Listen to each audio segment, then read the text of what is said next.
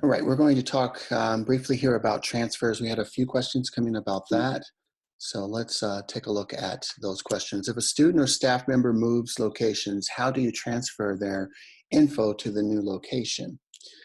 All score data associated with a specific student follows that student through enrollment assignments and transfers to a different location. Only training and professional development data associated with a specific teacher follows them. Once a student is removed from a teacher's enrollment, the link is broken. Scores remain, but the teacher access to that student and those scores is no longer available. So I think that's an important distinction there.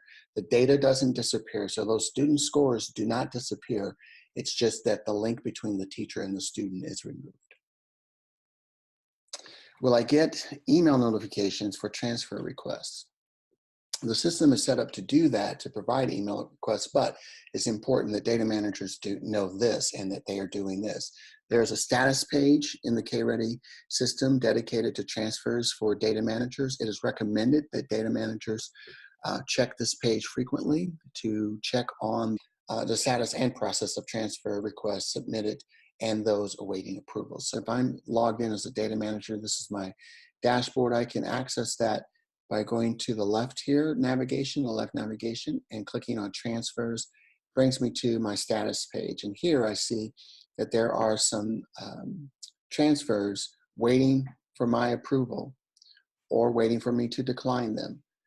I can also see that I have the requests that I've sent out have all been approved. So I can see what those requests are, and I can take a look at the transfer history. So simply going to my transfer status page, I can see that as a data manager, I need to approve these two transfers. These students have been loaded at a new district, so that district is requesting that I approve their transfer. So just by clicking on approve and clicking approve, now they are transferred to the new location. I can then see that transfer approval process here in the transfer history, and those transfers have been approved. So we encourage you to go to that page and check that frequently. Transfers. Can you describe the transfer process? Okay, so we'll do this pretty quickly here. There are two different types of ways to think about this, or types of transfers possible in the KReady system. The first is internal, that's within the same district, and external, obviously outside of the district. So for internal transfers, if a student has been added to the system successfully using the enrollment file, you can transfer the student to a new building in the same district by doing the following. A, loading the student file with the new school IRN, and then B, loading a new enrollment file to assign the student to a new teacher.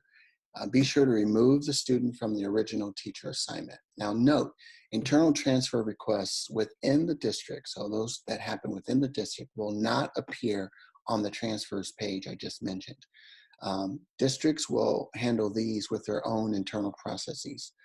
The data manager can open the student record and change the point of authority, or the POA, within their own district. So that's really important to note. So for external transfers, we have this slide, and this is also available on our site. You can download that in the data manager section on our site, but we wanted to present this to you. Basically, the steps are as follows.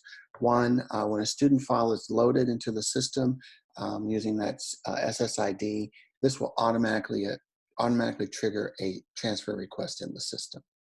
Next, the student can then be added to a new site or district, and assessment data can be collected for that student while the transfer is pending. So if I'm a student and I move to another location, I can receive scores at that new location while that transfer request is pending, while we're waiting on the previous district to approve that.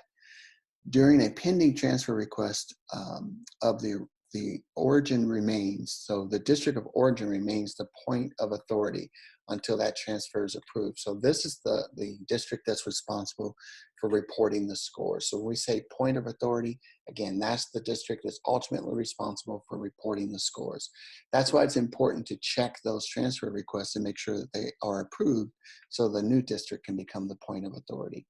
Once the transfer is approved, the student scores are also transferred with the student information with the correct enrollment token. Okay.